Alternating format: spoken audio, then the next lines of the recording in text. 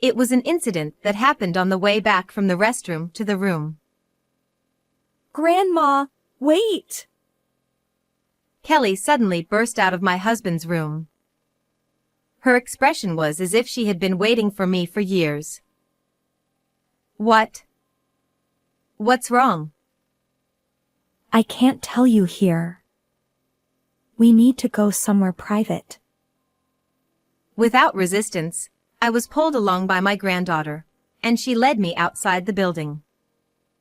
Kelly finally stopped after we reached the courtyard. There was no one else around. Here, this should be fine. Breathing heavily, Kelly pulled out a crumpled piece of paper from the right pocket of her pants and tried to hand it to me. Grandma, we have to do something before it's too late. I took it from her trembling hand. Written in my husband John's handwriting, it read, "Our lives are in danger, yours and mine. It's Emily's boyfriend. It seems like he's in financial trouble and might be after the insurance money. After me, Carol, the beneficiary, might be in danger. Don't worry about me. Just take Kelly and get out of here." I read it over and over again, but the content was so shocking that it took me a considerable amount of time to fully comprehend it. Kelly, what is this? What does this mean? Kelly was still trembling. After the person came, who is the director of this facility, Grandpa handed this to me. That director, something about him was off. He kept staring at us with this eerie smile. Kelly, it's okay. I'm here now. Let's go talk to Grandpa first. No, we can't. I don't want to go back there. Kelly's resolve seemed firm, as she stubbornly refused to move. However, I couldn't just leave without saying anything to my husband, so I told Kelly to wait outside the facility, and I headed back inside the building. Mom, I folded and put away the laundry. Oh, thank you. I, Carol Smith, live with my husband John, who has mild dementia, my daughter Emily, who has returned home, and her daughter Kelly, the four of us together. However, my husband has already moved into a nursing home to avoid burdening us, so now it's just the three of us. John's dementia is still in its early stages, with only mild symptoms, yet he chose to leave on his own accord. I understand that he did it out of consideration for the family, but thinking about the mental exhaustion he must be going through weighs heavily on my heart. All I can do now is hope that the progression of his illness will be slow. If possible, I would love for us to live together as a family of four once again. As for my daughter Emily, although she returned home after her marriage ended, it doesn't seem to have been a particularly contentious split, and she parted ways relatively amicably.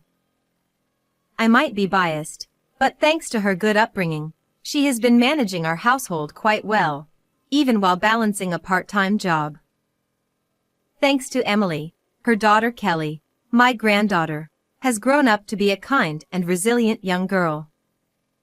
Watching my granddaughter grow up right before my eyes is the greatest joy of my life. Well, I'm going to visit Dad now. Please take care of things while I'm gone. Okay, send my regards to him. I can't visit my husband as often as Emily does. The reason lies in my chronic illness.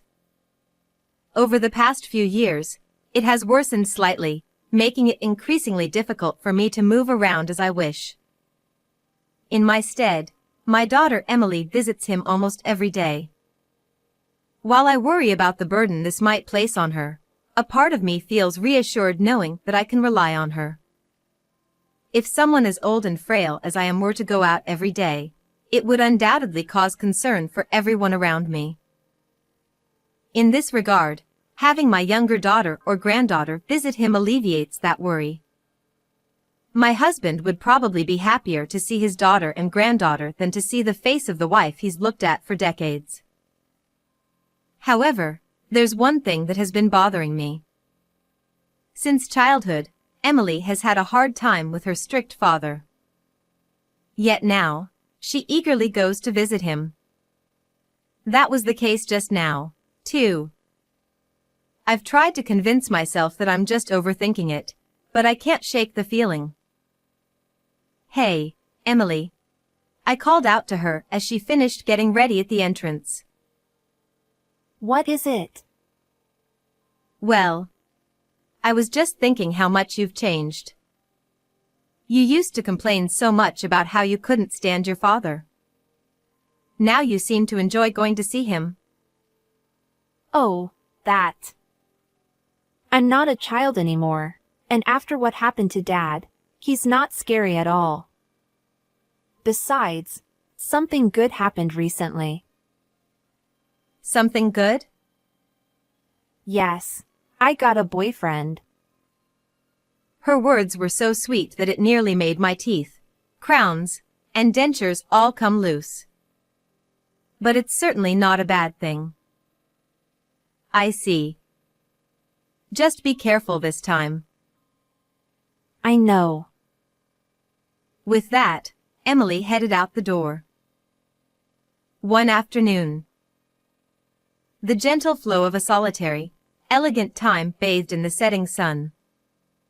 Savoring my favorite herbal tea and nibbling on my favorite tea snacks, I enjoy a peaceful page from my daily life. Emily had left for her part-time job before noon, and my granddaughter Kelly had gone to school in the morning. With most of the household chores already done, all that was left was to wait for them to come home.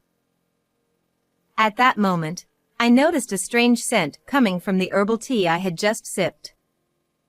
It was a smoky, toasted aroma, something that clearly didn't belong in the steam rising from the tea. As I looked around the room, I realized that this was not the only unusual thing. Smoke was visibly drifting in from the dining room. Startled, I stood up, but the moment I did, my consciousness suddenly slipped away. Can you hear me? Grandma.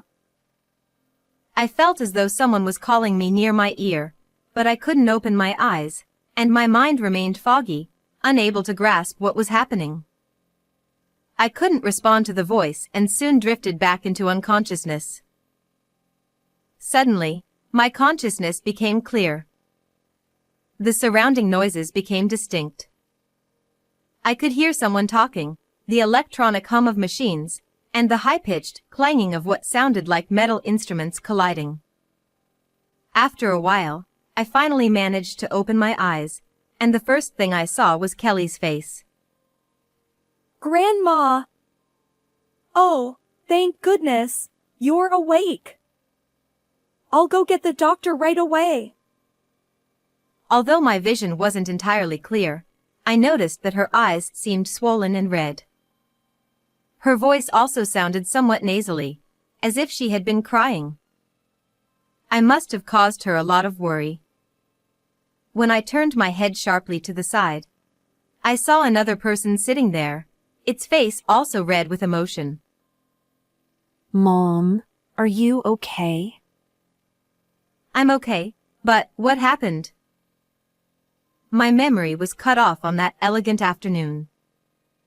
When I looked out the window, the sun had already set. Considering how dark it was at this time of year, I must have been asleep for quite a while, but my memory was hazy, and I couldn't recall anything. Mom, you collapsed at home. Kelly found you when she came back from school and called an ambulance to bring you here. I'm so sorry. It's my fault. So, this is a hospital, it seems. Looking around more carefully now, it became obvious. The various sounds I had heard earlier now made sense. The cold electronic beeps were coming from right above my head. But what did she mean by "it's my fault"? Emily, calm down. I'm okay for now. But what do you mean by my fault? You weren't even home today. You were at your part-time job, right? It's because I wasn't there. I think I left the fish grilling and forgot about it. I can't believe I did something like that. I'm really sorry. As the fog in my memory began to clear, it all started to come back to me. That's right. I smelled something burning besides the herbal tea. It must have been the fish in the oven burning. I must have passed out from carbon monoxide poisoning. Still, forgetting about the fish grilling is not like the usually meticulous Emily. She's not one to make such trivial, yet life-threatening, mistakes. If Kelly hadn't found me in time, who knows what might have happened if I had remained unconscious for that long. It sends chills down my spine just thinking about it. Honestly, I want to say a lot of things, but I'm not in the mood right now. Just make sure to thank Kelly. And of course, I have to thank her too. As we were talking, Kelly returned, bringing the doctor and a nurse with her. Her eyes were indeed red and swollen. It seemed there were no lasting physical issues, and I finally felt a sense of relief. At my age, even a small problem can easily turn into something serious. I'm just grateful to Kelly right now. Kelly, thank you. If you hadn't saved me, I might not have made it. I'm just glad you're okay. I was really worried. Mom, please be more careful so something like this doesn't happen again. I'm really sorry. At that moment, a thought suddenly crossed my mind. Could my daughter have early onset Alzheimer's? Just like my husband, it's not impossible that it could be hereditary. While I desperately hope it's just my imagination, I can't help but feel that this explanation makes too much sense, and I was overwhelmed with a deep sense of self-loathing. A few days later, my body, which had collapsed from carbon monoxide poisoning, made a smooth recovery with no significant issues.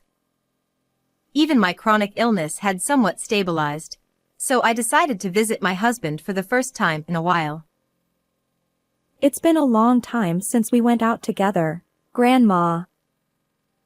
Yes, it has. It was a holiday, and with Emily out for her part-time job, Kelly and I took the bus and strolled leisurely to the nursing home.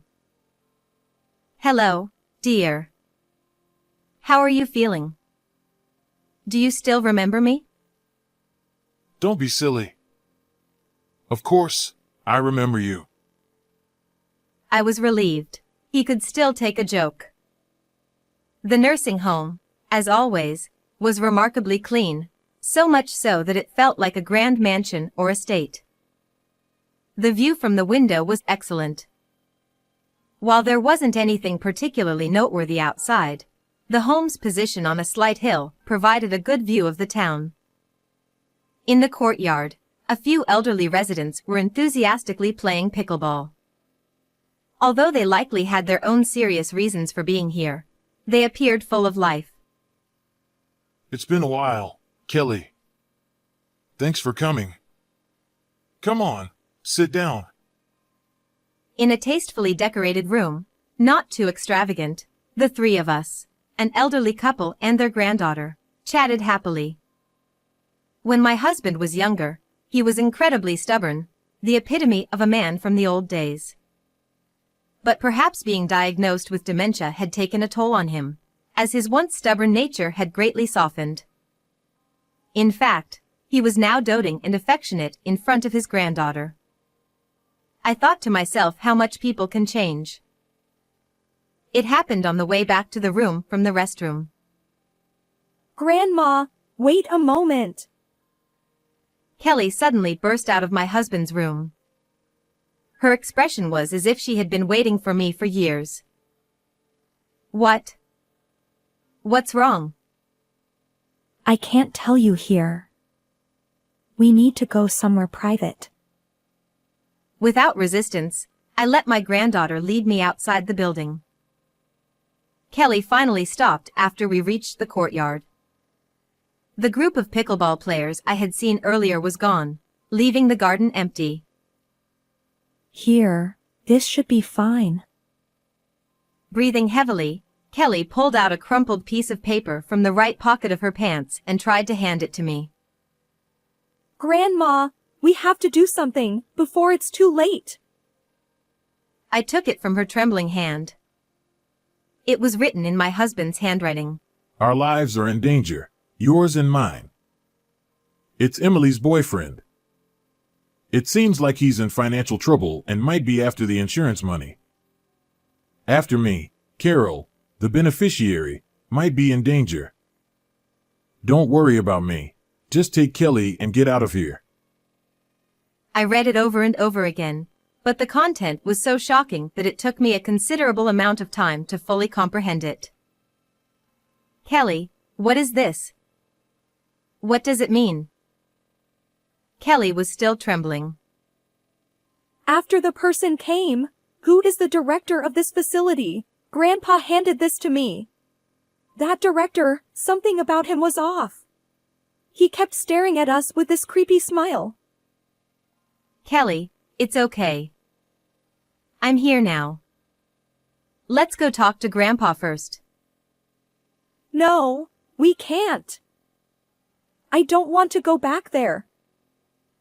Kelly was adamant, refusing to move from where she stood. However, I couldn't leave without saying anything to my husband, so I told Kelly to wait outside the facility while I headed back inside the building. Hey. I saw the note. Is it true? My husband's wrinkled face tensed up completely, and he glanced around as if checking his surroundings. It seemed he was taking this seriously. Yes, it's true. It might sound strange coming from someone with dementia, but I clearly remember that conversation. It's stuck in my head and won't go away. Something about his words struck me as odd, but I couldn't quite figure out what it was. In any case, don't worry about me. Take Kelly and get out of here. Come back once things have cooled down. Until then, find somewhere to hide. There was no doubt. His words contained no lies or jokes. It was the voice of someone who was utterly consumed by fear. Shortly after Kelly and I returned home, Emily came back from her part-time job. She seemed unusually cheerful. The contrast between her mood and the fear Kelly and I had experienced at the nursing home was stark. You went to see Dad today, didn't you? Thank you. It's nothing. Oh, by the way, my birthday is coming up in 2 weeks, right? I'm going to bring the boyfriend I told you about before, so make sure to treat him well. What a situation. I almost refused outright, but I stopped myself just in time. This wasn't the moment to act openly. While I hadn't fully accepted my husband's words, his serious warning had planted seeds of doubt in my mind. I realized that I might need to take some action. I thought hard and came to a conclusion. I would hire a detective to investigate this boyfriend and find out what kind of person he really was. This was the best resistance my old bones could muster. All right, I replied. The next day, I promptly visited a detective agency. The request was simple. I want you to investigate my daughter's boyfriend. I decided not to mention anything about my husband's dementia, thinking they might dismiss me outright if I did. Understood. The investigation will take about a week to 10 days. Is that acceptable? If it's no more than 10 days, it should be in time. I felt slightly relieved. Yes, that's fine. Thank you. Then please provide your contact information, and I'll keep you updated. Afterward, I also went to the police station. Honestly, I didn't have much hope here. I thought that if an elderly person suddenly came in claiming that their life was in danger, they wouldn't take it seriously. But my expectations were pleasantly surprised. Can you tell me more about this? I felt reassured again, but even here, I didn't go into detail about my husband's story. I was still afraid that they would dismiss it as just dementia. I understand. It may be difficult to act on this information alone, but if anything happens, please contact us immediately. I wondered how they would have reacted if they knew the information came from a dementia patient. The thought made me a little uneasy. 8 days later, on a rainy day, I once again visited the detective agency alone. First, regarding your daughter's boyfriend, his name is Mark Brown. Does that name sound familiar? I thought for a moment, but nothing came to mind. I see. He is the director of a nursing home in this town, but we uncovered some concerning details about him. As the detective spoke, he pulled out a photograph. The director of a nursing home. I immediately reconsidered my previous answer. I felt the dots connecting into a single line, a sensation that would normally be satisfying, but now it was unbearably unsettling. There are suspicions that he has been misappropriating funds from the facility for personal use. As if to further deepen the blow, this bad news came to light. My suspicions turned into certainty in that very moment. We intend to provide these findings to the police. How would you like to proceed as our client? Yes, that's fine. I'll leave everything regarding that to you. And so the fateful day arrived. As Emily had mentioned earlier, she invited her boyfriend to our home. I decided that I couldn't let Kelly be present for this, so I arranged for her to wait at the nursing home where my husband was staying. However, she wasn't just waiting.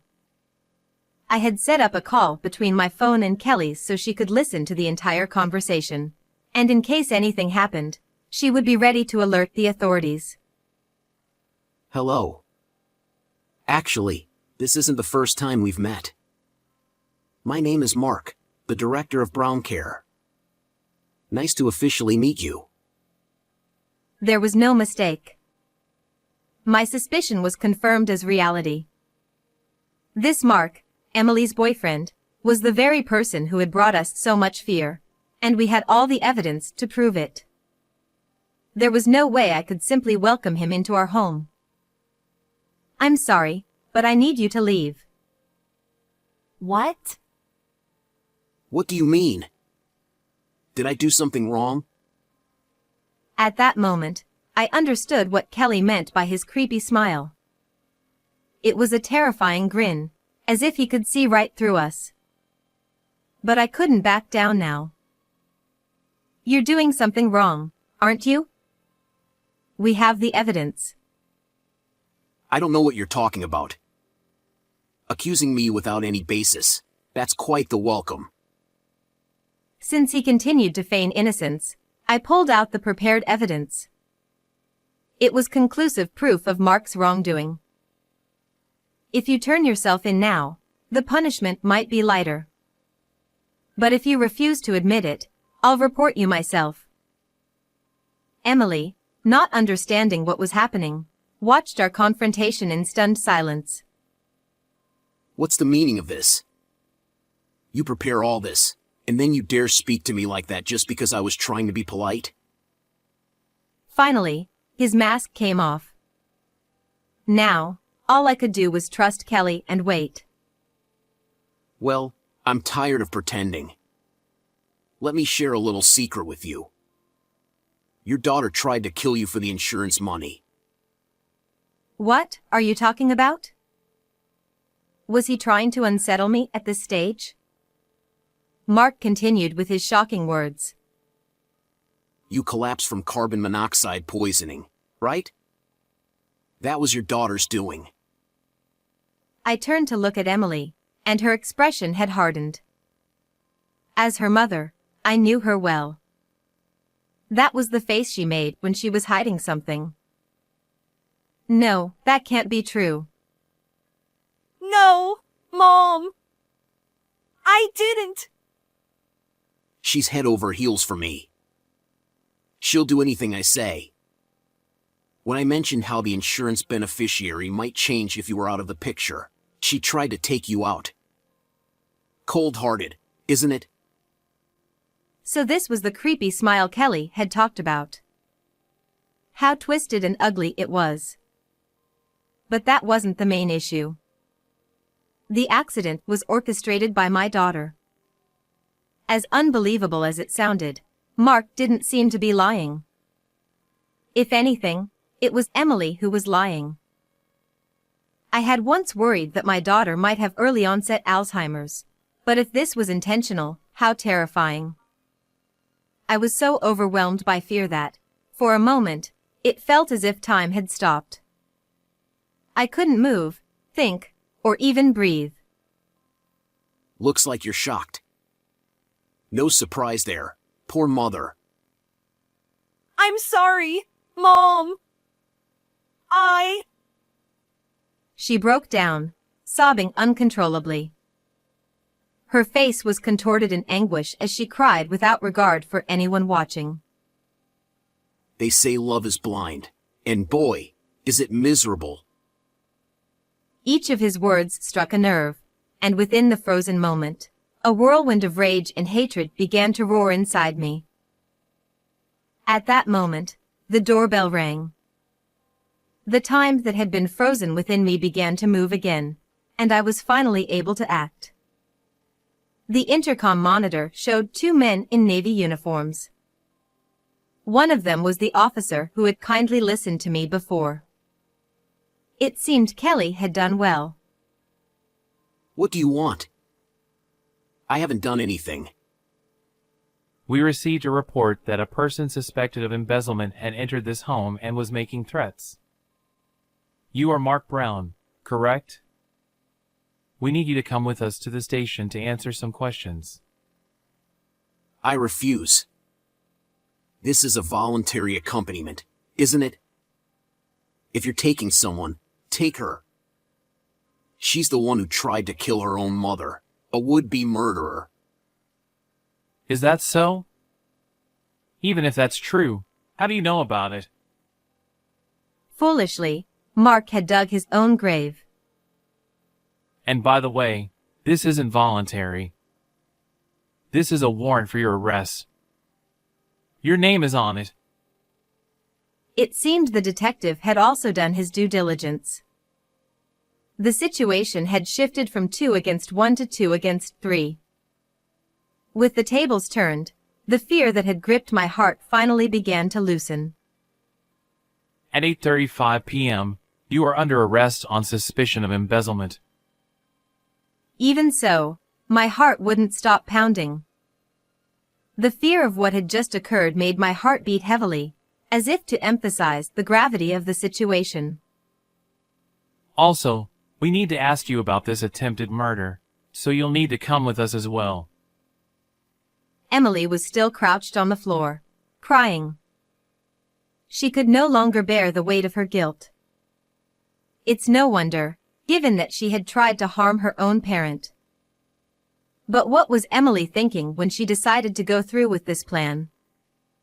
Did she believe that if the attempt failed, she wouldn't be held accountable? That must be it. Otherwise, she wouldn't have so casually talked about introducing her boyfriend. I suddenly realized just how much I had failed in raising her. I never imagined my own daughter could be so foolish. Finally, a thought struck me. Emily's first words when I was taken to the hospital. I see. That I'm sorry back then, that's what it meant. How are you finding the new place? Oh, it's not bad. If anything, I'm just worried we're putting a bit of strain on you all. It's not much different. A 15-minute drive has just turned into a 30-minute drive, That's all. Is that so? After the incident, my husband was moved to a different nursing home. It was the obvious choice. As John mentioned, the new facility is a bit farther away than the previous one, but the peace of mind it offers makes the distance insignificant. For some reason, however, my husband's condition has slowed its progression, and his doctor even suggested He might be able to spend time at home again in the future. there's nothing more wonderful than the idea of John and I watching our granddaughter grow up together. However, I didn't want to cause unnecessary worry, so I haven't told John about what happened with Emily. The only regret is that Kelly found out the truth. While I couldn't think of any other way, I never expected to reveal such a harsh reality. Yet, Kelly responded bravely, saying, It's okay, Grandma. You're still alive, after all. I later heard from the detective agency that Mark, the subject of the investigation, was charged with embezzlement and incitement to murder, and Emily is currently being held in custody on charges of attempted murder. Honestly, I still haven't fully recovered from the shock. I'm less concerned about myself, but when I think about Kelly, who will likely be left alone in the not-too-distant future, my heart aches. That's why, at the very least, I need to stay healthy until she finds a life partner. With that in mind, I've started paying more attention to my health from various angles so that we can spend as much time as possible with Kelly. What did you think of this story? Don't forget to subscribe to the channel. I'll see you in the next video.